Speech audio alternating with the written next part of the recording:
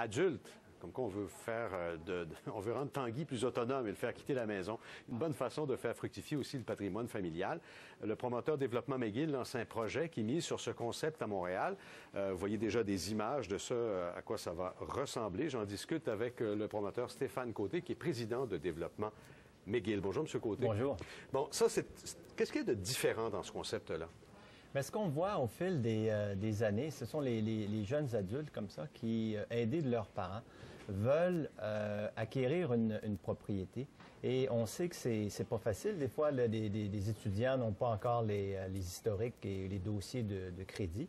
Alors, c'est un programme, on a mis sur place un programme pour AM9 où les parents peuvent aider les enfants à acheter un condo pour aussi peu que 8 000 $ et l'enfant pourra faire croître de façon exceptionnelle son capital, et ce, sans payer d'impôts. Alors, c'est ce qui est pas mal intéressant. Expliquez-moi plus en détail, je n'ai pas compris. Comment ça marche, là? Mettons, je vais acheter un condo à ma fille. Qu'est-ce que je fais? Qu'est-ce qu'elle fait? Qu'est-ce que je fais? Alors, ce qu'on a fait, c'est qu'on a mis sur pied avec des banques la possibilité de demander de faire la demande de crédit avec le parent et l'enfant. Comme caution?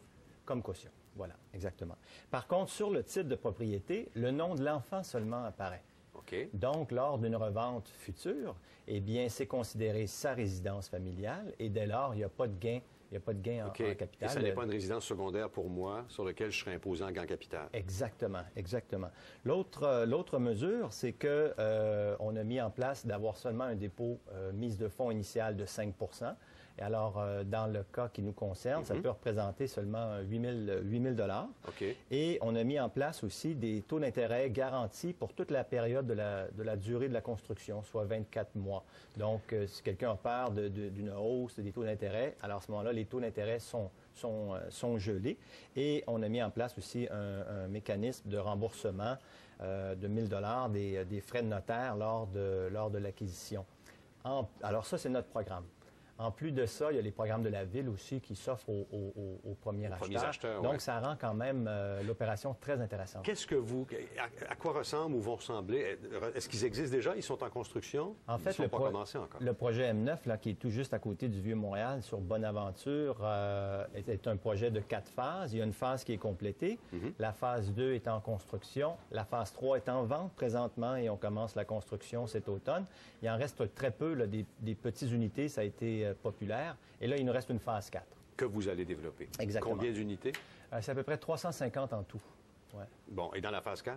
Dans la phase 4, c'est environ 150. OK. Et elle sera toute consacrée à cette formule-là ou pas nécessairement? Pas nécessairement. C'est une clientèle qui va représenter à peu près 30 à 40 % des superficies. Souvent, le jeune adulte va viser des superficies un petit peu plus petites. Bien, justement, le condo type qu'on va vendre à un étudiant ou à un jeune adulte, ça va être quoi? Ça va être à peu près une chambre à coucher. Donc, ou de très petites superficies. Maintenant, on le voit, là, de 350 pieds jusqu'à 700 pieds.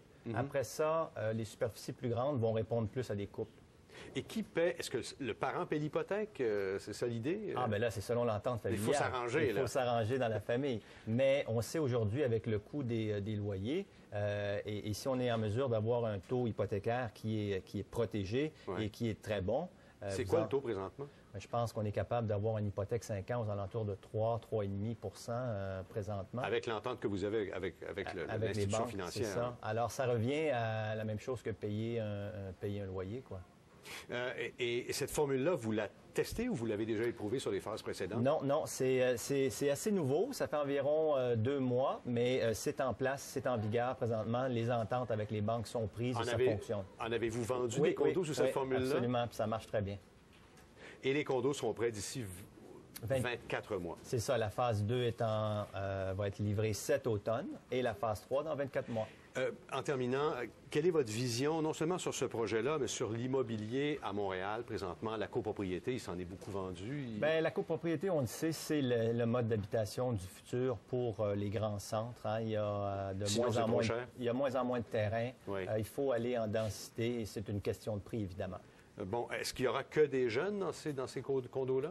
Non, parce que les superficies plus grandes, les 1500 pieds, les 1700 pieds, donc 2 chambres et presque 3 chambres, à ce moment-là, c'est une clientèle plus âgés. De combien à combien, rapidement, les prix?